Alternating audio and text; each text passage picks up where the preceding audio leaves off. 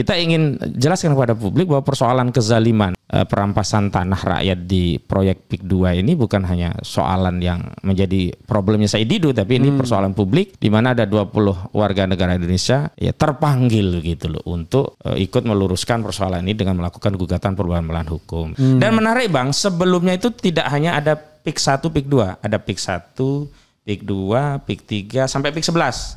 Nah, tapi karena PIK 2 ini mendapatkan status PSN, PIK 3 sampai 11 ini buru-buru diubah menjadi PIK 2 semua. Oke. Sehingga seolah-olah ini menjadi bagian dari PSN yang mendapat label proyek strategis nasional. Iya.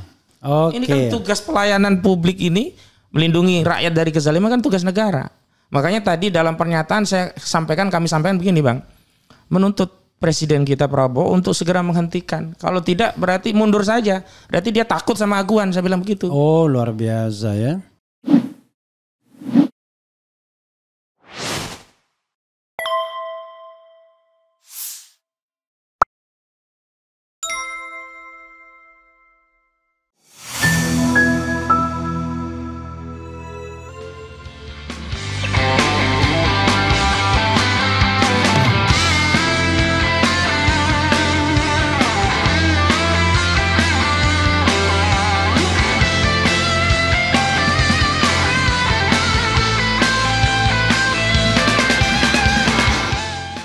Assalamualaikum warahmatullahi wabarakatuh. Sobat RH sekalian, jumpa lagi kita di channel yang keren ini. Keren. Masih kaget aja. Kalau di depan Ani saya agak malu. Soalnya ini apa lagi orang satu ini. Menyesuaikan dengan yang dihadapi. Iya. Oke, sobat RH sekalian,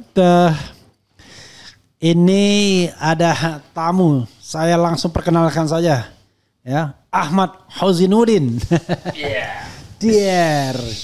Jadi sahabat RH sekalian, teman satu ini sudah mengumandangkan perang melawan oligarki ya, yang selama ini untouchable. Tetapi tentu saja kita ingin menegakkan hukum sebenar-benarnya dan seluruh-seluruhnya ya, sesuai dengan komitmen kita negara hukum. Jadi rupanya teman kita hari ini sudah menggelar press conference launching gugatan perbuatan melawan hukum atas beberapa pihak ya. Kalau di sini pihak-pihak yang diajukan gugatan perbuatan melawan hukum itu adalah, jadi pihak pertama adalah Sugianto Kusuma alias Aguan. Ya. Aguan. Yang kedua Antoni Salim. Oh, rupanya Antoni itu pakai ANTHONI ya. Jadi bukan kita Y. Bukan Y ya. Ketiga PT Pantai Indah Kapuk 2 TBK, disingkat PANI ya. Kok PANI jadi Pantai Indah Kapuknya di mana ya? Pokoknya. PANI itu perusahaan sebelumnya namanya PT apa gitu. Terus kemudian jadi Pantai Indah Kapuk gitu. 4 PT Kukuh Mandiri Lestari ya. Kemudian 5 Jokwit ya, alias Joko Widodo ya. Kemudian 6 Airlangga Hartarto. Bukan Hartartor ya, Hartarto. Saya ingat almarhum ibu saya waktu Menteri Perindustrian, Insinyur Hartartor. Kemudian 7 Dr. Andes Haji Surya Wijaya MSI ya. Oke, nanti kita satu-satu kita persoalkan siapa mereka ya. 8 Haji Maskota HJS SE ya. Tadi untuk almarhum ibu saya, mudah-mudahan Allah Subhanahu wa taala mengampuni dosanya ya. Almarhum menempatkan di tempat yang layak. Amin. Kemudian 9 Kementerian Keuangan Republik Indonesia. Luar biasa. Oke. Dan yang mengajukan gugatan yang diwakili oleh kurang lebih 24 lawyers ini ya, mulai dari Ahmad Hozinuddin, Kurniatri Royani yang kalau orasi saya bingung ini sebenarnya dia nih adrenalin laki-lakinya lebih banyak daripada perempuannya ya kan. Kemudian ada Yasin, ada Juju Purwantoro, ada Medi Juniarto, Anwar Silalai, Azam Khan dan lain sebagainya sampai Firly Novansa 24 ya. Kenapa 24 nanti kita tanyakan. Sementara yang mengajukan adalah 20 orang warga negara. 20 orang warga negara yang mengajukan itu mulai dari seorang perempuan, ibu-ibu, Menu Wulandari, kemudian Edi Mulyadi, luar biasa Edi Mulyadi, jin buang anak ya. Iya, betul. HM Rizal Fadila, kita tahu aktivis juga. Kolonel Sugeng Waras, ya kan? Yang kemarin bilang samu. Kita kesini samu. Kemudian Ida Nurhaida Kusdianti dari FTA juga ini. Hilda Melvinawati. Kemudian R. Rahmadi. Kemudian Harlita Juliastuti. Sandrawati. Ini bukan Sandrawati Muniaga, bukan ya? Bukan. Kalau Sandrawati Muniaga nggak boleh mengajukan karena dia Komnas HAM ya. Suyanti, Ida Saidah, Tuti Surtiati, Brigjen TNI Purnawirawan Erkun Priambodo. Oh, Brigjen TNI Purnawirawan Erkun Priambodo ya, Erkun. Kolonel TNI Purnawirawan Muhammad Nur Saman, SEMSI ya. Karena sekarang pangkat yang paling penting mayor sebenarnya. Di atas mayor nggak penting sekarang. Kolonel TNI Purnawirawan Didi Rohendi, Kolonel TNI Purnawirawan Ahmad Romzan, Kolonel TNI Purnawirawan Rohmat Suhaji, Kolonel TNI Purnawirawan Dr. Gigi Derajat Mulia, kemudian Kolonel TNI Purnawirawan Iwan Barli Setiawan, Kolonel TNI Purnawirawan Alan Sahari Harahap, kemudian 20 ya? 20 yang mengajukan, 24 lawyernya. Berarti minimal satu orang bisa konsultasi dengan satu lawyer. Dan gratis. Gratis ya, pro bono ini ya. Pro bono. Bukan ini pro bono, bukan projo, bukan juga pro Prabowo. Bukan Probo. Bukan. Ya, dan perbuatan melawan hukum. Silakan kita bicara, saya ingin tanya dulu why perbuatan melawan hukum. Sebelum tanya why 24 berapa pihak tadi? Ada berapa pihak tadi? 9 ya. 9 pihak. Satu ya. tergugat. Kemudian why warga negara yang ada hubungannya dan tidak ada hubungannya dengan Pantai Indah. Ini kan tidak hanya Pantai Indah Kapuk ya, semuanya ya. Ini khusus PIK 2 ya. Oke, silakan. Ya. Silakan. Jadi yang pertama why PMH. Ya. Jadi sebenarnya kan kalau kita lihat di lapangan Bang, kami kan turun. Terakhir kita audiensi silaturahmi dengan warga yang ada di Kecamatan Rajek, Kabupaten Tangerang 2 hari atau 3 hari yang lalu lah begitu. Memang banyak hal-hal yang terkait dengan hukum yang kalau kita bagi itu core-nya paling tidak ada 3 yang bisa dipersoalkan.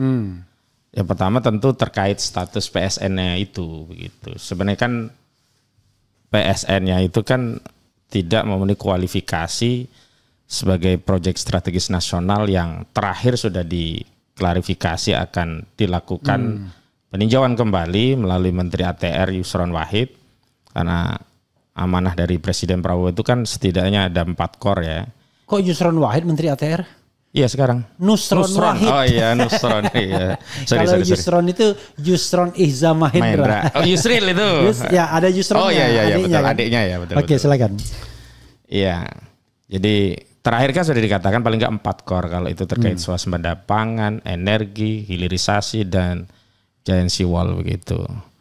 Nah itu core-nya masuk di PT-UN kalau kita ingin membatalkan status PSN-nya. Ya. Dan memang ada rekan-rekan kami yang terpisah memang rencananya mengajukan gugatan PT-UN. Gitu. Baru rencana ya? Baru rencana. Nah kami tidak masuk itu dulu. Karena problemnya ternyata tidak hanya masalah kebijakan PSN-nya, ternyata realisasi terkait kebijakan PSN itu juga banyak masalah begitu. Oke, sudah mengarah pada perbuatan melawan hukum. Ya. Yang kedua pidananya banyak sebenarnya. Oke. Nah, cuman pidana itu kan problemnya kan harus melibatkan otoritas kekuasaan, dalam hal ini institusi kepolisian. Harus lapor. Dan laporan kita kan berulang kali, kita tahulah ujung dari pelaporan kalau melawan oligarki besar kan paling dijadikan dumas Bang, pengaduan masyarakat. Padahal fakta pidana misalkan penyerobotan tanah, intimidasi, kemudian hoax. Kan selama ini kan kalau yang dianggap hoax itu kabar bohong hanya kita rakyat kecil. Ya. Tapi hoax oleh orang-orang besar, hoaxnya apa? Hoaxnya itu adalah terjadi proses pembebasan lahan di luar wilayah yang ditetapkan PSN dengan dalih ini adalah PSN. Oke, jadi seolah-olah dia PSN ya, semacam dia melakukan penyelundupan hukum. Nah, itu yang menjadi salah satu materi PMH. Ya. Karena penyelundupan itu kan dari sisi hoaxnya masuk pidana, dari sisi konsekuensi perdata ini kan perbuatan melawan hukum yang merugikan, yang karenanya kalau kita kembali ke 1365 KUA Perdata kan orang yang melakukan perbuatan melawan hukum dia harus mengganti kerugian atas perbuatan melawan hukumnya itu. Nah kami masuk di PMH-nya begitu. Karena ada beberapa hal yang kami simpulkan PMH ini lebih kami pilih dulu. Pertama, ya, intinya kalau PMH bisa langsung ke pengadilan itu aja. Nah itu. Yang kedua, kita bisa menarik banyak pihak yang bisa dipertanggungjawabkan, yang konsekuensinya ada dua. Pertama konsekuensi hukum itu sendiri. Yang kedua kita ingin memberikan edukasi kepada publik ini loh, persoalan yang terjadi itu seperti ini gitu loh. Makanya saya bersyukur sekali Bang Refli mengundang, karena kita ini ingin menjadikan perkara ini menjadi perkara publik yang bukan hanya diadili oleh 3 majelis hakim tapi diadili oleh seluruh rakyat. Sehingga rakyat mengetahui proses. Dan tidak hanya persoalan Said Didu seorang. Jadi nah yang paling penting adalah di dalam penggugat malah tidak ada Said Didu. Malah tidak ada gitu. Kita ingin jelaskan kepada publik bahwa persoalan kezaliman perampasan tanah rakyat di proyek PIK 2 ini bukan hanya soalan yang menjadi problemnya Said Didu, tapi ini persoalan publik di mana ada 20 warga negara Indonesia ya terpanggil gitu loh untuk ikut meluruskan persoalan ini dengan melakukan gugatan perubahan melawan hukum itu. Nah, kenapa sih ada 20 orang WNI dengan kapasitas sebagai warga negara tidak kemudian korban yang ada di sana begitu? Itu karena kita melihat substansinya bukan kerugian yang dialami langsung karena tanah mereka diambil itu. Nah, itu kan harus korban. Dan kami tahu kalau langsung kita ambil prinsipal mereka lemah. Kami khawatir ini yang diancam-ancam orang-orang yang jadi korban gitu loh. Nah kita ambillah aktivis yang sudah terbiasa dengan dinamika dan sudah tidak terbiasa diancam. Gitu. Dan memang narasi yang kami bangun ini adalah kepentingan seluruh bangsa dan negara. Sebagai warga negara Indonesia punya tugas, kewajiban dan tanggung jawab untuk terlibat dalam konteks mempertahankan kedaulatan negara, pertahanan dan keamanan. Karena di antara salah satu persoalan yang masuk sebagai PMH itu proyek ini menimbulkan entitas negara dalam negara. Jadi intinya adalah walaupun ini private case tetapi dimensinya dimensi publik. Betul gitu. Masuknya di private tapi kepentingannya publik. Ya kayak gugatan ijazah palsu ya kira-kira. Ya kira-kira begitu. Ini profesor ijazah palsu.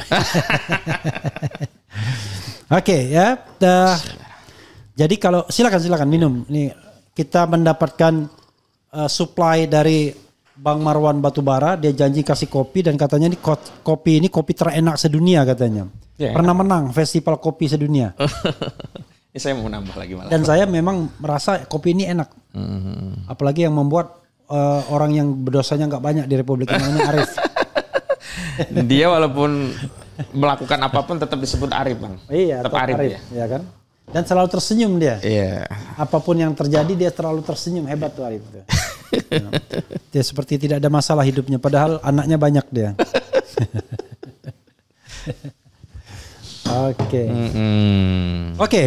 Gitu. Itu tadi mengenai para penggugat ya, dan judulnya PMH. Kita bahas satu-satu tergugatnya.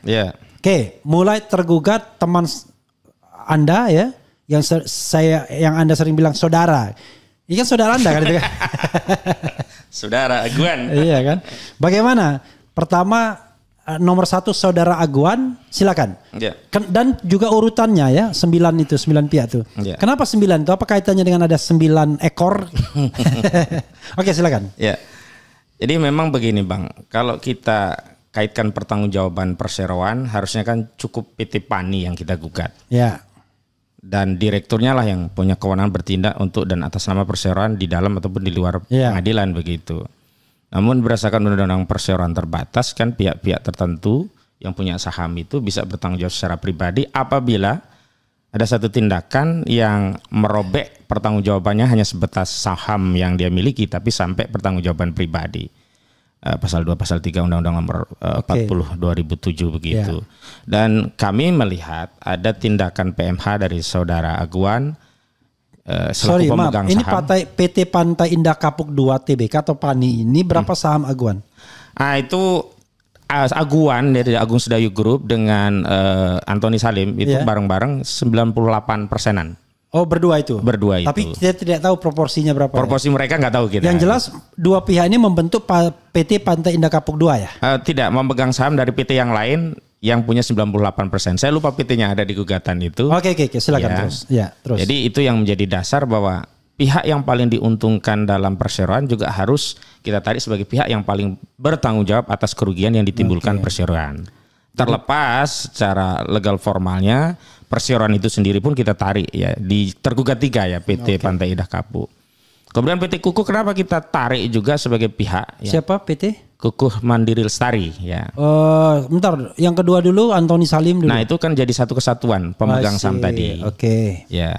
Oke, keempat PT Kukuh Mandiri Lestari. Karena di lapangan proses pembebasan dilakukan oleh PT ini. Oke. Jadi PT inilah yang kemudian menggunakan menjadikan transaksi tanah dengan rakyat melalui sejumlah pihak yang akhirnya hasil dari transaksi itu nanti digunakan untuk kepentingan proyek PT Pani. Jadi PT Pantai Indah Kapuk 2 pemilik saham. Ya. PT Kukuh Mandiri Lestari yang bekerja operator di lapangan pembebasan lahan. Pembebasan lahan. Saudara Anda Joko Widodo kenapa juga digugat? Nah, Saudara Joko Widodo dan Airlangga Hartarto itu kan yang pertama kali memberikan status PSN sehingga status inilah yang disalahgunakan, diselundupkan secara hukum untuk membebaskan lahan-lahan di luar wilayah PSN yang seharusnya terjadi transaksi bisnis biasa, tapi masyarakat menjadi semacam terancam. Wah, ini PSN kalau kita nggak jual akhirnya digusur. Apalagi ada sejumlah lahan yang belum dibayar langsung ditimbun sehingga dengan label status PSN ini bisa dijadikan sarana untuk menekan warga untuk menjual tanahnya dengan harga semau-mau dari pengembang ini gitu loh. Nah itu idenya awalnya kan kebijakan itu dari Saudara Joko Widodo. Dan Saudara Airlangga Hartarto? Nah Saudara Airlangga Hartarto ini yang mengeluarkan surat Kementerian Koordinator Ekonomi nomornya 16 tahun 2024 tanggalnya 15 Mei kalau nggak salah 2024 yang jadikan dasar legitimasi pemberian status PSN untuk pengelola Pantai Indah Kapuk. Walau, nah ini catatannya yang kemudian kita jadikan underlying ini terjadi penyelundupan hukum, itu kan luasnya hanya 1.755 hektar. Kurang lebih ya? Kurang lebih. Exactly atau kurang lebih tadi? Enggak, pasti segitu karena ada suratnya. 1.755 hektar. Dan hutan mangrove-nya katanya udah... itu udah banyak. Hutan mangrove-nya sendiri berapa gitu ya? Ada beberapa, ada hutan mangrove, ada... apalah beberapa, tapi yang kami persoalkan adalah pembebasan lahannya justru tidak hanya di wilayah yang ditetapkan PSN tapi meluas ke sejumlah kecamatan di Kabupaten Tangerang. Dengan iming-iming dalih bahwa itu PSN juga. Iya. Nah, dia sengaja dijual PSN. Iya, PSN-nya dijual gitu loh. Dan menarik Bang, sebelumnya itu tidak hanya ada PIK 1, PIK 2, ada PIK 1, PIK 2, PIK 3 sampai PIK 11. Nah, tapi karena PIK 2 ini mendapatkan status PSN, PIK 3 sampai 11 ini buru-buru diubah menjadi PIK 2 semua. Oke. Sehingga seolah-olah ini menjadi bagian dari PSN yang mendapat label proyek strategis nasional. Iya. Nah, itu di lapangan itu ada. Ada, dan ini yang kemudian bukti-buktinya sudah difoto-foto oleh Bang Said Didu. Sampai berapa? Sampai PIK berapa yang diubah itu? Sampai PIK 9. Pokoknya sampai PIK 9 itu tadinya ada PIK 9, tapi sekarang wilayah itu jadi PIK 2 semua. PIK 2 semua. PIK 2 semua. Oke. Dan dengan dalih ini PSN, disitulah permainan oligarki ini kemudian menekan rakyat sehingga rakyat itu semacam tidak ada pilihan gitu loh Bang. Karena seolah-olah ini proyek negara. 5 dan 6 ini kan orang bisa bilang kan itu as the president, as coordinating minister of economic affairs. Kok gugat secara pribadi, dinisbatkan secara pribadi. Nah, itu yang selama ini kan kalau kita bicara pertanggungjawaban jabatan, ya, lalu kita gugat pejabat selanjutnya tentunya, karena itu bukan tindakan pribadi. Tapi kami dalilkan bahwa jabatannya memang benar, tapi kesalahan pribadi yang menyalahgunakannya itulah yang kemudian menyebabkan jabatan itu menimbulkan kezoliman bagi rakyat. Ini dianggap penyalahgunaan jabatan. Betul. Jadi pribadinya harus tanggung jawab. Ada pidana, tapi ini digugat secara perdata dulu. Begitu. Oke, biar masyarakat paham ya. Nah, dan juga ada semacam pesan yang kita mau sampaikan kepada pejabat lainnya. Jangan semena-mena. Semena-mena. Lalu ketika ada problem, gugat aja tuh pejabat pengganti. Iya. Padahal lu yang bikin masalah begitu. Padahal dia yang mendapat keuntungan. Keuntungan begitu. Oke. 7 dulu ya. Siapa pula saudara Terandes Haji Surtawijaya ini. Ini Abdesi, Ketua Asosiasi Pemerintahan Desa Indonesia. Seluruh Indonesia. Indonesia. Dia ketua DPP-nya. Oke. Kalau yang satunya Mas Kota itu Kabupaten Tangerang, Ketua Abdesi. Why? Kalau Mas Kota saya tahu karena dia yang juga melaporkan saya Didu kan? Betul. Tapi Surtawijaya apa urusannya? Dua-duanya ini orang-orang yang selalu menyebarkan hoax tentang PSN ini untuk kebaikan desa, pembangunan. Dan itu membuat masyarakat terintimidasi seolah-olah kalau tidak jual ini melawan negara. Oke. Dan berulang kali mereka itu selalu bicara untuk PIK, padahal pernah menyatakan bahwa laporan Mas Kota ini tidak ada kaitannya dengan PIK. Iya. Tapi terakhir dia juga datang ke DPD ketemu Yoris. Iya. Dia mendukung juga proyek PIK ini akan memajukan daerah dan sebagainya. Oke. Jadi karena dia punya peran, maka dia harus diminta pertanggungjawaban walaupun ada informasi-informasi spesifik tentang peran mereka yang memang tidak kami ungkap ke publik, pada waktunya akan kami ungkap juga. Gitu. Biasanya nggak jauh-jauh dari piti kata orang Padang. Piti. Nah dong kalau kita dan sebenarnya sudah terungkap juga oleh hasil roadshow Legend Purnawirawan TNI Sunarko. Susah sekali kalau kita gitu-gitu. Iya dapat ini bang. Tak ada pitinya itu. Jadi oknum desa itu dapat semacam. Oke, kita nggak usah lanjutkan, nanti dianggap fitnah nanti. Ya betul. Nanti itu lebih baik senjata di lapangan aja ya. Betul. Oke, kemudian yang terakhir, the last but not least, yang ke-9 Kementerian Keuangan Republik Indonesia. Jadi dia memang kami tarik sebagai turut tergugat bukan untuk kami minta dia dihukum membayar bang. Iya. Tapi agar dia menerima pembayaran dari gugatan ini yang masuk ke negara melalui Kementerian Keuangan. Oke, gitu. Jadi kalau gugatannya dimenangkan, negara dapat duit. Dapat duit dan kita minta 616 triliun untuk nutupi defisit 2025. Lumayan lah bang. Jadi pihak-pihak ini sendiri tidak mendapatkan apa-apa ya. Iya begitu. Tapi saya tertawa, kata nanti akan ada pihak-pihak tertentu, saya nggak menyebutkan spesifik profesinya, yang ketawa hahaha. Bagus Husainuddin, bila perlu lebih banyak pihak konglomerat yang Anda gugat. Dan sebenarnya begini bang, saya ada pesan bagi konglomerat lainnya. Saya tidak anti bisnis dan bisnis itu membantu juga. Tapi jangan kemudian berbuat zolim, mengambil apa yang bukan haknya. Kenapa kami selalu menggunakan nomenklatur perampasan tanah? Jadi perampasan tanah itu bukan berarti orang ngambil tanah tanpa kompensasi apapun bang. Termasuk perampas itu adalah definisinya yang kami buat adalah setiap orang yang mengambil tanah milik orang lain tanpa keridhaan pemiliknya. Itu perampasan. Baik karena harganya yang nggak cocok, karena sebenarnya tidak mau jual, apalagi diambil secara cuma-cuma. Jadi ini yang kita sebut perampasan tanah. Gitu. Ada satu soal yang sebenarnya yang saya tidak tahu apakah disinggung apa enggak, soal paradigma pembangunan ya. Pembangunan ini kan untuk semua harusnya kan, memajukan kesejahteraan umum ya kan. Maksudnya semua, mencerdaskan kehidupan bangsa.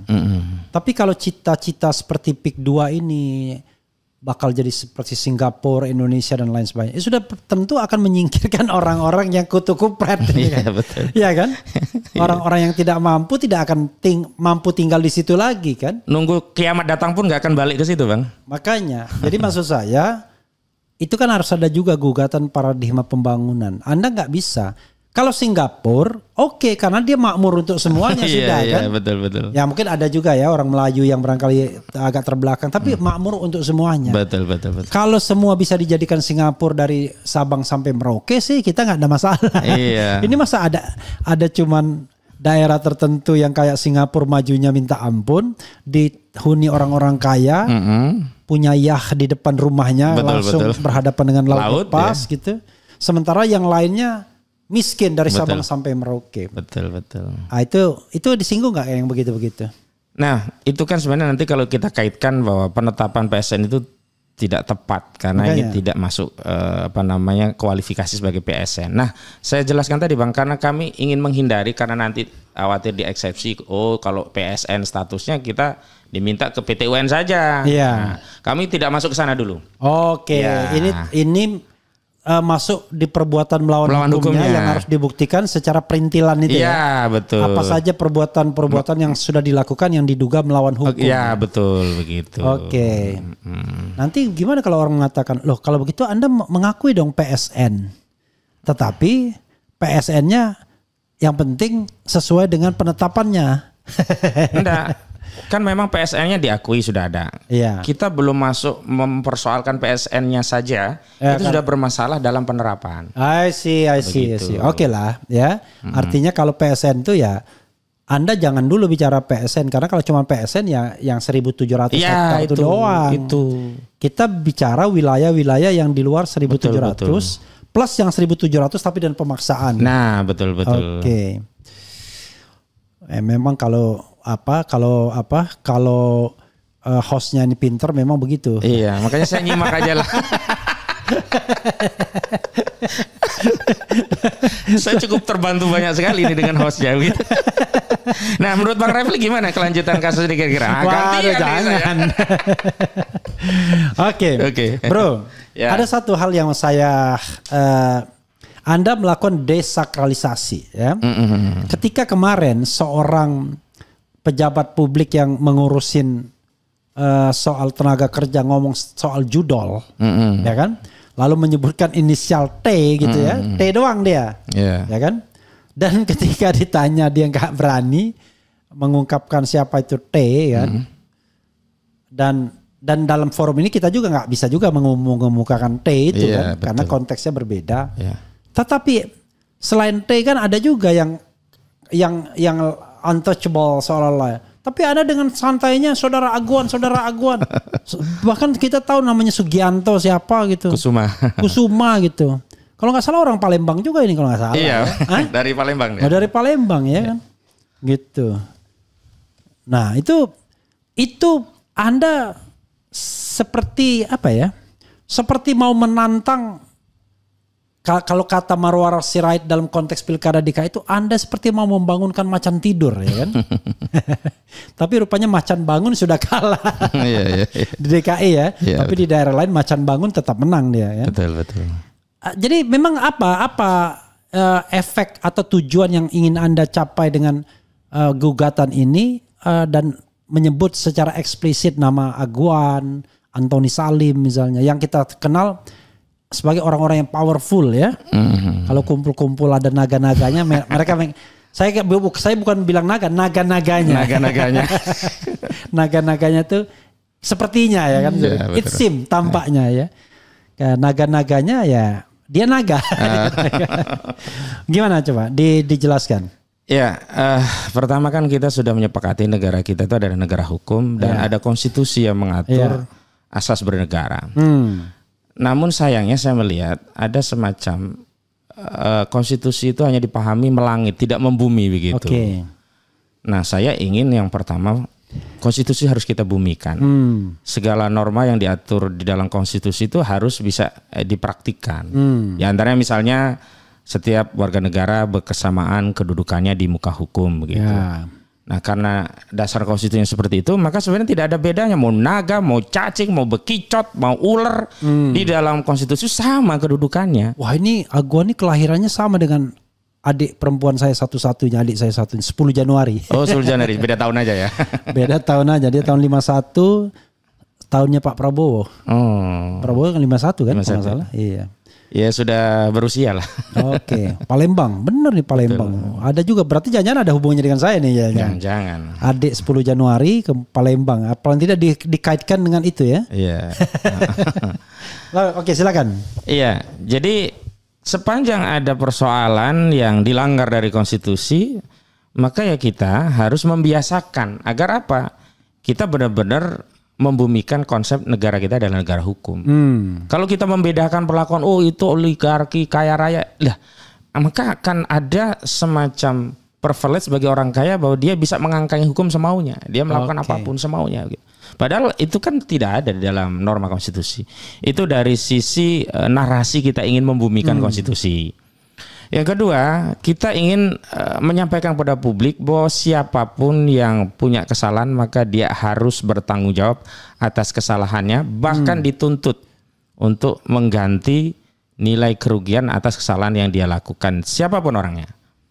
Dan memang ini kan sudah diketahui publik bahwa mereka berdua ini pemilik PANI ini gitu. Kecuali tidak ada informasi yang mengaitkan mereka dengan proyek ini, dan semua orang tahu Aguan itu adalah pemilik Agung Sedayu Group, ya kemudian Antoni Salim itu Salim Group, dan proyek PIK ini memang punya aguan. Nah, kalau mereka nanti ternyata menolak dalam gugatan, jawabannya, oh kami tidak pemilik, ya itu hal yang lain. Tapi kan akan menjadi soal justru bagi mereka begitu. Jadi intinya sepanjang memang ada perbuatan dan perbuatan itu melakukan melanggar hukum dan ada kausalitas atas perbuatan melanggar hukum itu dengan kerugian, maka mereka harus dituntut mengganti rugi sesuai dengan ketentuan 1365 KUA Perdata begitu loh. Soal bagaimana nanti pendapat hakim dan putusannya, ya kita lihat nanti bagaimana pembuktian kita, bagaimana sangkaan mereka. Dan ketika hakim sudah memutus, ya kan kita harus ikuti walau terhadap putusan itu masih ada banding, kasasi dan seterusnya. Saya kira biasa saja, Bang. Oke. Bahkan saya yang menariknya adalah ternyata ini lebih tua ya, Antoni Salim. Saya kira lebih muda. Antoni Salim itu kelahiran 49. Oh iya. Saya nggak mendetailkan sampai ke sana. Antoni Salim 49, seumuran sama Megawati, tua bulan Megawati. Kemudian Aguan seumuran sama Prabowo. Iya. Jadi itu konteksnya. Oke. Ya artinya equality before the law tadi ya. Betul. Setiap kesamaan dalam hukum dan pemerintahan. Oke, itu Anda seperti melakukan desakralisasi jadinya terhadap untouchable ya. Sebenarnya kan memang tidak sakral Bang, ya. Tidak sakral. Tapi orang menganggapnya sakral. Nah itu yang harus kita luruskan. Contohnya misalnya yang saya bilang T tadi kan. Oh iya. Kan masih sakral sampai sekarang. Saya hanya menunggu momentum. Kalau nanti ketemu ada dasar yang memang bisa kita persoalkan, kita harus tunjukkan kepada publik bahwa di Republik ini tidak ada seorang pun yang bisa lepas dari tanggung jawab ketika dia melakukan perbuatan yang melanggar hukum. Anda makan apa sih, berani sekali? Minum kopi nih ternyata. Ini sebabnya. Kita minum kopi lagi. Kopi apa tadi? Seguntang atau puntang? Kopi puntang ini terenak sedunia. Luar biasa. Makasih Bang Warwan Batubara ya. Betul. Kopinya enak memang. Asam-asam itu Arabica. Tadi hadir juga di acara deklarasi tadi. Oke. Kita bacakan bro ya. Ada nggak mau disampaikan sebelum ini? Oh iya, petitumnya sorry. Positanya sudah sih ya. Sudah. Petitumnya. Ya petitumnya yang pertama. Apa yang ada? Oh, saya bacakan saja biar nggak salah ya. Oke. Di provisi dulu juga dari provisi. Oh, ada provisi ya. Karena yang ini lebih baik kita bacakan daripada ini. Ya. Dalam provisi memerintahkan kepada tergugat 3 dan tergugat 4. Siapa ini? 3 4 nih? Pani sama Kukuh Mandiri. Oke. Dua perusahaan itu ya untuk menghentikan sementara seluruh aktivitas pembangunan dan pembebasan lahan di seluruh kawasan pengembangan proyek Pantai Indah Kapuk 2 PIK 2 baik yang ditetapkan masuk kawasan proyek strategis nasional maupun di luar kawasan proyek strategis nasional sampai dengan adanya putusan yang berkekuatan hukum tetap ya. Oke. Kita udah biasa inkrah van gewisdich ya. Dalam pokok perkara primer ya, tuntutan primer menerima dan mengabulkan gugatan para penggugat untuk seluruhnya umum ya. 2. Menyatakan para tergugat telah melakukan perbuatan melawan hukum. 3. Memerintahkan kepada tergugat 3 dan tergugat 4 perusahaan tadi ya untuk menghentikan seluruh aktivitas pembangunan dan pembebasan lahan di seluruh kawasan pengembangan proyek Pantai Indah Kapuk 2 PIK 2 baik yang ditetapkan masuk kawasan proyek strategis nasional PSN maupun di luar kawasan proyek strategis nasional PSN. 4. Menghukum para tergugat secara tanggung renteng untuk membayar ganti rugi senilai 616 triliun 200 miliar rupiah ya, yang merupakan minusnya APBN kita ya. Dan dibayarkan ke negara ya, yang dibayarkan kepada negara melalui turut tergugat. Tergugat Kementerian Keuangan, Bang. Ya, 5. Menghukum tergugat apabila lalai memenuhi isi putusan dikarenakan uang paksa doangsem sebesar 100 juta per hari ya untuk dibayarkan kepada negara per hari untuk dibayarkan kepada 2 kali ya. Negara melalui turut tergugat. 6. Menghukum para tergugat secara tanggung renteng untuk membayar biaya perkara. Menyatakan turut tergugat tunduk pada isi putusan ini. Turut tergugatnya siapa? Kementerian Keuangan, Bang. Cuman itu satu-satunya? Itu aja, peran dia suruh nerima duit gitu aja, Bang. Oke. Karena itu dia nggak perlu datang dia. Harus datang, Bang, nanti duitnya nggak ada yang nerima nanti. Oke. Ya, pas putusan aja. Oh, bisa juga. Menyatakan, tapi itu ada etikat buruk kalau nggak datang kan hakim yang memanggil nih, pengadilan. Ya itu yang buruk terus itu yang ijazah palsu itu nggak ada apa-apain. Itu justru nggak ada baiknya kalau itu. Oke, tidak ada etikatnya bukan baiknya. Iya, kita tidak bisa menilai lagi baik atau buruk karena etikatnya nggak ada. Etikatnya nggak ada. Iya. Menyatakan perkara ini dapat dijalankan dengan putusan serta-merta walau ada verset, banding atau kasasi dari para tergugat dan atau turut tergugat. Ya, oke. Subsidiar. Apabila yang terhormat majelis hakim yang melimpahkan ini udah biasa ya, ex aequo et bono ini. Jadi mohon putusan yang seadil-adilnya menurut hukum yang baik dan benar. Ini ya tambahannya, menurut hukum yang baik dan benar. Emang ada yang nggak baik memang Bang? Ada, karena putusan yang itu tidak semua baik kan. Iya betul. Oke.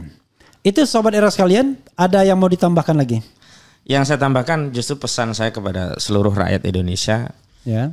Jadi yang pertama, value kebenaran itu jangan hanya diyakini dalam dada, tapi harus diaktualisasikan dengan kata-kata, dan kata-kata dia harus terindra oleh seluruh publik. Agar apa? Kebatilan itu tidak akan hilang Bang kalau kita tidak datangkan al-haq. Dan al-haq itu tidak bisa mengubah kebatilan kalau hanya diyakini di dada-dada. Maka harus disampaikan, itu yang pertama. Yang kedua, ini pesan saya kepada seluruh elemen anak bangsa, mari bersinergi membangun negeri ini dan jangan melanggar konstitusi dan berbuat zalim. Sebab kita tidak pernah merasa iri dengki ya terhadap pencapaian siapapun sepanjang memang dilakukan secara benar. Tetapi kalau terjadi penzoliman, ini yang kita persoalkan adalah kezolimannya saja, tidak suku, ras dan sebagainya. Sehingga pesan saya agar orang tidak berbuat zalim itu bukan hanya berlaku kepada orang-orang yang kami gugat, tetapi kepada individu atau entitas lainnya di Republik ini. Yang ketiga, kami minta dukungan, doa dari seluruh rakyat agar kami diberi keselamatan, kesehatan dan sampai paripurna kasus ini bisa kita tangani secara tuntas. Dan yang paling penting sebenarnya himbauan kepada negara. Sebenarnya Bang, kalau negara itu terlibat aktif menjaga kedaulatan negara, melindungi rakyatnya, tidak perlu kami gugat Bang. Ini kan tugas pelayanan publik ini, melindungi rakyat dari kezaliman kan tugas negara. Makanya tadi dalam pernyataan kami sampaikan begini Bang, menuntut Presiden kita Prabowo untuk segera menghentikan. Kalau tidak berarti mundur saja. Berarti dia takut sama aguan, saya bilang begitu. Oh luar biasa ya. Maksudnya mundur itu mundur dari presiden? Oh dari presiden, saya kira mundur ke belakang, mundur doang gitu. Ya dia kan kalau dulu Bang belum punya otoritas sebagai presiden mungkin bisa berdalih. Ya sekarang kan otoritas tertinggi presiden, siapa lagi? Tapi kenapa Anda selalu mengatakan Jokowi kalau dia presidennya udah berubah sekarang? Maksudnya? Ya dalam banyak hal kan kita selalu menuntut Mulyono, Jokowi dan lain sebagainya. Seolah-olah kita masih ngasih waktu buat Prabowo. Padahal kalau kita mau bernegara kan from the beginning, kalau ketika dia sudah pegang tongkat kekuasaan, ya disitulah tanggung jawab dia melekat dia kan. Iya. Tapi kita masih ngasih toleransi 100 hari, 6 bulan, 1 tahun. Seingat saya tidak pernah memberikan statement memberikan toleransi atau batasan waktu. Makanya saya bilang kita. Kita itu kan kita. Makanya kayaknya saya tidak termasuk bagian dari kita itu. Oke. Gitu. Berarti mereka. Mereka begitu. Karena begini Bang. Mereka itu nanti namanya Said Didu, Marhon Batubara. Enggak usah kita spesifikkan. Mereka yang mungkin mengambil itu pandangan yang kita hormati. Tapi bagi saya, kenapa Jokowi tetap kita tuntut? Karena tadi tidak boleh ada orang yang lengser jabatan dianggap selesai pula kesalahan tadi. Jadi tetap harus dituntut. Itu satu hal. Ya makanya Anda melakukan tuntutan secara perdata. Perdata begitu. Tidak lagi tata negara. Tidak lagi tata negara. Gitu. Okay. Nah, adapun terhadap Prabowo, sebenarnya kan kita lihat secara preskriptif saja Bang, kasuistik aja, nanti apa yang kemudian harus kita tuntut kita tuntut. Tidak juga kemudian semua hal kita limpahkan. Nah, kenapa kita challenge ini? Karena kita melihat persoalan kezaliman terhadap rakyat itu kan asasnya adalah penguasa. Kalau penguasa adil selesai sebenarnya. Sebenarnya ada terhadap Prabowo yang bisa digugat. Apa itu? Penunjukan Mayor Teddy. Itu jelas Ceto Welo-Welo melanggar undang-undang TNI ya. Saya nggak mau Bang, gugat itu nanti yang untung yang lain penggantinya. Capek saya. Tapi kalau kita mau menegakkan negara hukum itu salah satu contoh ya. Karena direct from the president kan. Gitu. Jadi langsung yang melanggar hukum. Sorry, saya tidak anti dengan Mayor Teddy ya. Tapi saya concern terhadap yang namanya rule of law, penegakan hukum kan. Jadi kalau dia mau berhenti, saya aman, malah aman. Dia berhenti sebagai mayor, ya kan, seperti mayor satunya lagi kan. Udah selesai dia sebenarnya. Tapi ini kan enggak. Dia mau ngambil, kan ada mengharapkan bangau terbang tinggi, punai di tangan dilepaskan. Ini enggak, mengharapkan diri terbang tinggi, punai di tangan enggak mau dilepaskan juga. Oke, itu soal yang menurut saya, aduh negara ini. Karena menyesaknya itu adalah baru beberapa jam mengucapkan sumpah menjalankan undang-undang langsung melakukan itu ya. Hari itu juga, hari yang sama langsung melakukan pelanggaran hukum. Dan itu dibenarkan oleh orang sekitarnya. Masa nggak ada orang yang mengatakan, Pak ini mohon maaf Pak, ini salah Pak, ya kan? Justru disiasati, dimasukkan ke setnek sehingga jadi dalih boleh itu diisi oleh pejabat. Tetap tidak boleh kan? Karena baik setnek, sekap, itu adalah institusi yang tidak boleh dimasuki perwira aktif. Gitu. Karena sudah di state secara exactly kan. Kalau kita sebuah di state secara exactly, kita nggak bisa lagi menafsirkan yang lain. Kalau nafsirkan yang lain ya itu namanya pelanggaran undang-undang. Oke, sobat era sekalian, kita bacakan komentar sobat era sekalian ya terkait dengan hal ini. Kemudian ada yang nanya, nih Aka milih siapa di pilpres kemarin, pilkada? Tapi sudah dijawab nih, sudah. Aka tinggal di Bekasi, nggak milih di Jakarta. Iya. Saya golput di Bekasi nggak ada. Saya berharap Jokowi wajib terlaksana peradilannya. Semoga Prabowo berani dan didukung oleh rakyat Indonesia. Jika Jokowi berhasil diadili, tumbanglah oligarki. Beda lagi ya. Beda. Ya ini sekalian tanya, orang ribut adili Jokowi, adili Jokowi, adili. Gimana mau adilin secara pidana, orang laporannya aja nggak ada. Nggak akan diterima. Tapi laporannya belum ada ya kalau nggak salah. Sudah masuk kan. KPK tidak spesifik Jokowi, dia kan anak-anaknya kan waktu yang Ubedillah itu. Iya. Kan tidak ada laporan terkait Jokowinya langsung. Iya, ada Gibran sama Kaisang kan. Nah itu kita juga harus clear sebagai lawyer kan, kita harus paham bahwa nggak mungkin diproses, nggak mungkin ada pengadilan. Kalau pengaduan aja kagak ada kan. Iya begitu. Betul. Oke. Karena dulu ingat teman saya Faisal Assegaf, mulai tanggal 20 kita akan katanya kita akan adu. Walaupun sebenarnya pemahaman tadi juga tidak sepenuhnya bisa kita benarkan dari sisi begini Bang. Kalau itu delik aduan memang menunggu. Ya kan. Cuman masalahnya dalam kasus seperti ini nggak mungkin. Nah itu kan berarti kekuasaan yang bermasalah begitu loh Bang. Biasanya dia kan tetap aja minta tolong dong lapor dulu. Oh gampang kalau memang ada yang mau nerima. Dan kalau kasus-kasus aktivis kan begitu Bang. Ya. Dia laporan internal model A dari polisi sendiri. Dikejar ditangkap lah dia. Aduh kok bisa ya polisi melaporkan orang lain tuh. Ya begitu. Oke.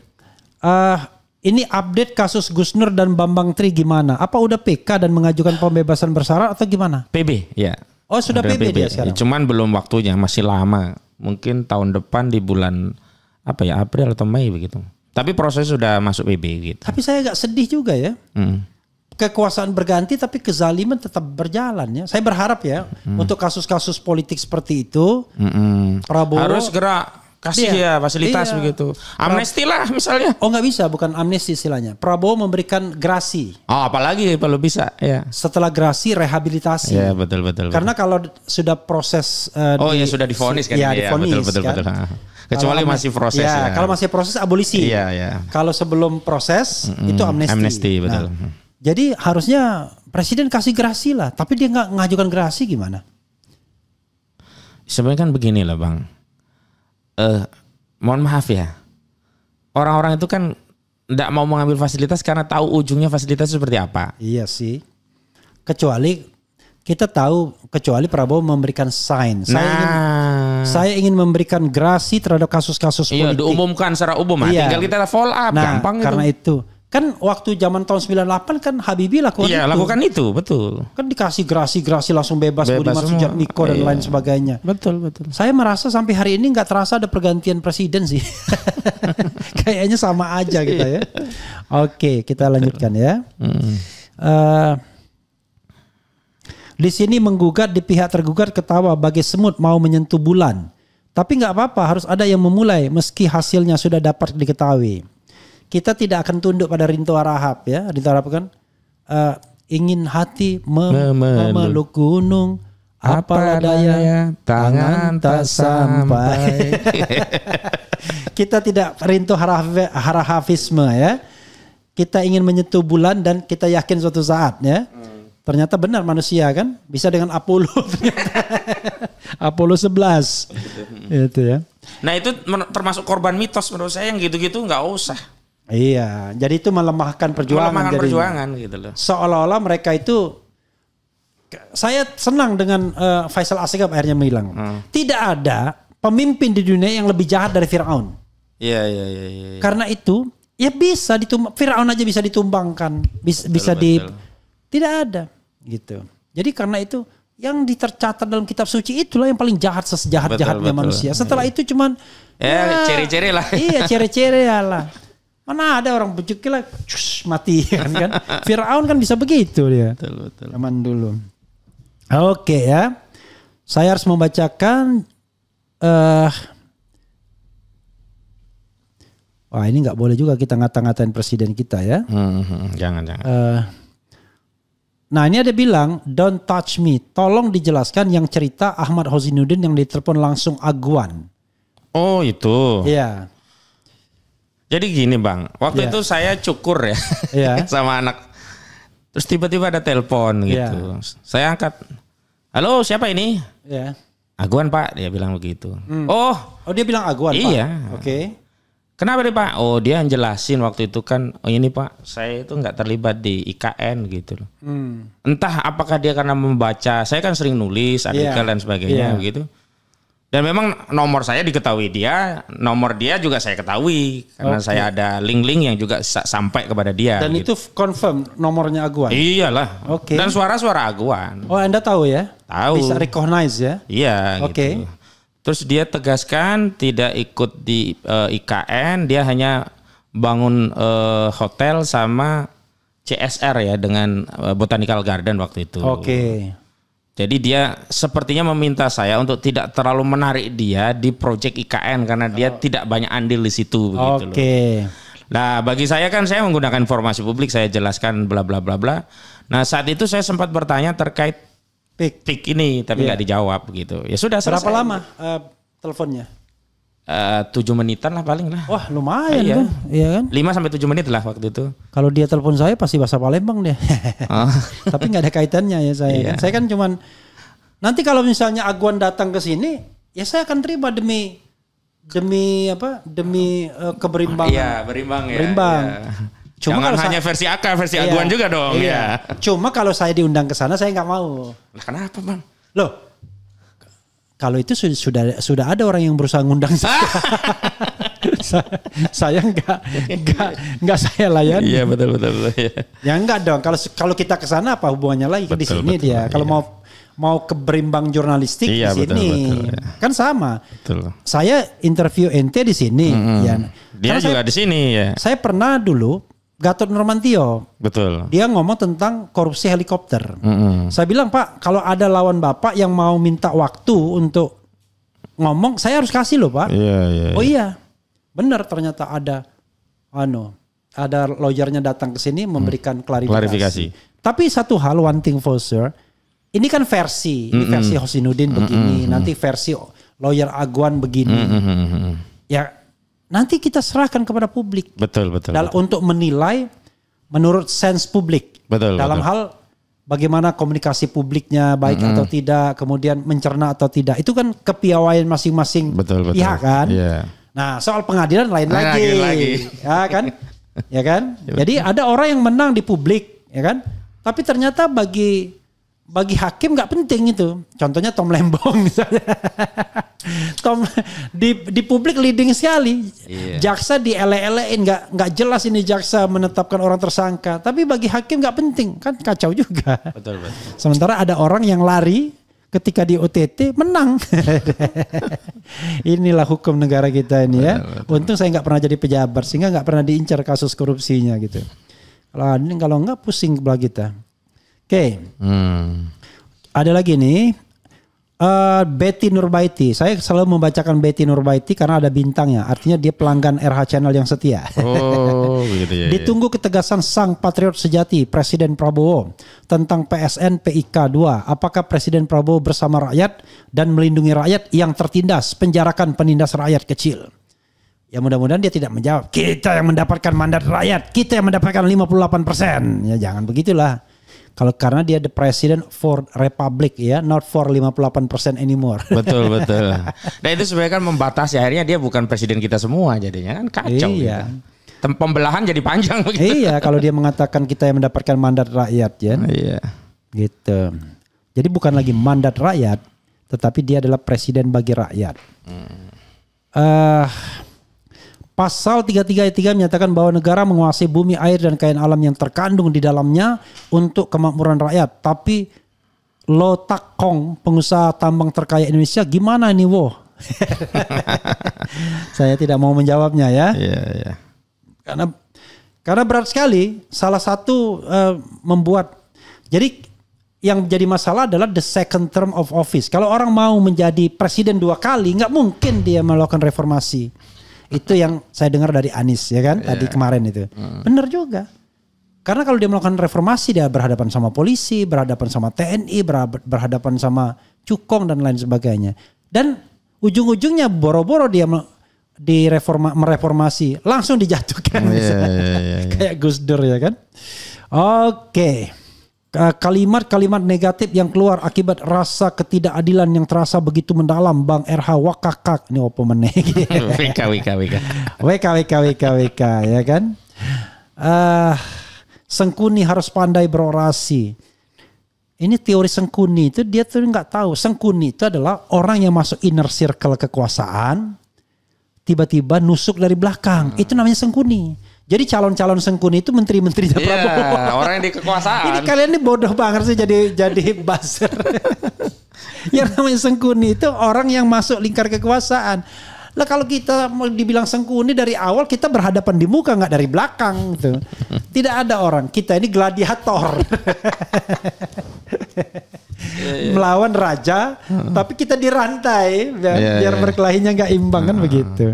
Oke, silakan dijawab beberapa pernyataan atau pertanyaan dan kemudian closing statement.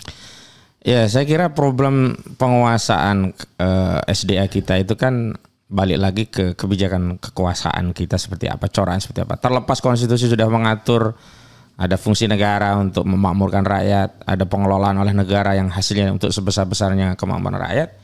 Tapi begitu penguasa tidak mengadopsi itu, akhirnya lagi-lagi sebenarnya di negeri ini yang diterapkan kapitalisme. Jadi orang yang punya modal besar, dialah yang punya akses paling besar terhadap sumber daya alam kita, dan dia yang paling banyak menanggung keuntungan dari pengelolaan sumber daya alam kita. Gitu. Dan dulu saat di MUI sebagai ketua bidang ekonomi kalau tidak salah ya, saat Anwar Abbas, ya, Buya Anwar Abbas itu sudah menyatakan tanah kita itu dikuasai oleh nyaris 90% kalau tidak salah sumber daya kita gitu. Dan kontribusi orang-orang yang besar ini kan kecil sekali kalau kita kaitkan dengan pajak.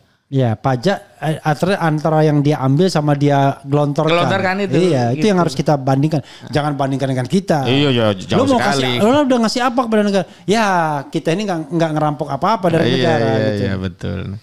Makanya kalau kita lihat ke konteks itu, hari ini sebenarnya orang-orang yang dalam tanda petik ya nyinyirin kepada kritik-kritik kepada kekuasaan, sebenarnya dia juga jadi korban gitu loh.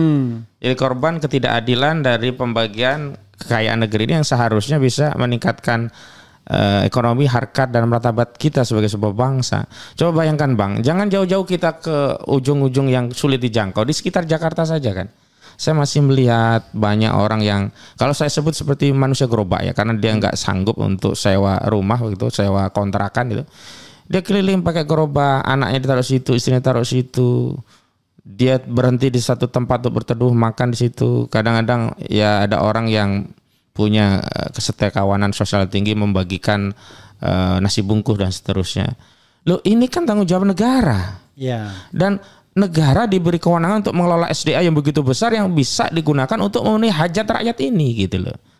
Tapi hari ini negara tidak mengambil itu dan negara membiarkan kekayaan itu diambil oleh oligarki yang dengan kekuatan kapitalnya oligarki bisa mengeruk kekayaan. Tapi Anda keliru, negara membiarkan kekayaan itu diambil oligarki dan dirinya sendiri. Nah hari ini negara dalam arti ini penguasa. Penguasa begitu. Nah memang saya sempat cerita di sebuah podcast, ini kan problem hari ini. Kapitalisme yang hari ini lebih jahat dari kapitalisme yang dulu kita kenal, kita pelajari. Kalau dulu kapitalisme meminta negara netral. membiarkan mekanisme pasar menyelesaikan urusan distribusi barang dan jasa di tengah-tengah masyarakat. Dan itu pun kita sudah kalah. Itu pun sudah kalah. Hari ini justru negara membanking pemilik modal. Iya, tambah kalah kita. Tambah kacau kita. Malah kemiskinan dipelihara agar gampang dikapitalisasi ketika pemilu. Dan nanti oligarki modalin kecil untuk menjadikan calonnya sebagai penguasa, manfaatnya dia dapat konsesi besar begitu. Yang jelas ada di suatu daerah ya, satu keluarga tuh menang semua itu. Kalau kita tarik garisnya, ya itu terkait sama oligarki tambang. Tambang, iya gitu. Nah selanjutnya, ya silakan. Ya. Selanjutnya lagi-lagi ya, saya tidak dalam kapasitas untuk menunjukkan, kita berani loh menggugat orang-orang yang selama ini mungkin tidak disentuh. Tapi saya ingin membangun kesadaran bagi segenap bangsa, segenap elemen anak bangsa, segenap rakyat bahwa kita punya kedudukan, hak, kewajiban dan tanggung jawab yang sama. Sehingga saya pikir apa yang saya lakukan tidak boleh eksklusif, harus dilakukan oleh segenap rakyat gitu. Dan itu harusnya normal saja begitu loh. Silakan saja ya. Bukan berani seolah-olah jadi pahlawan gitu loh. Itu masih kutu kupret negara kita kalau begitu. Iya, nah maka justru yang paling penting adalah sekarang ya lakukan kontrol bareng-bareng gitu loh. Jangan kemudian ada suatu kezaliman. Nah ini saya berangkat yang lebih tinggi lagi, ini terkait akidah Bang. Sebagai seorang muslim itu kan kita tidak boleh dia melihat kezaliman. Rasulullah bersabda, man ra'a minkum munkaran falyughayyirhu biyadihi fa illam yastati fa bilisanihi fa illam yastati fa biqalbihi fadzalika adhaful iman. Kalau ada kemungkaran itu yang diminta pertama power kita yang gerak. Nah saya nggak punya power ya sudah dengan lisan. Nah kalau nggak bisa lisan paling dengan hati. Tapi ingat, orang yang hanya tidak suka dengan kezaliman itu orang yang imannya lemah. Dan kita tidak mau menjadi. Kalau ngantri surganya ya kayaknya terakhir ya. Itu kalau masih terkompensasi dengan pahala dia yang lain. Kalau ditutup dengan dosa-dosa yang lain, gimana coba? Mampir dulu di neraka. Gitu. Kecuali dia dapat hidayah, tiba-tiba terakhir kalinya dia jadi jihad. Ya, ada Said ya. Said itu saja Bang Refli, dan saya terima kasih ke Bang Refli juga kawan-kawan media yang lain yang tadi juga sudah meliput. Saya ingin ini diamplifikasi karena sekali lagi kalau yang jadi hakimnya itu adalah hakim di pengadilan, saya meragu.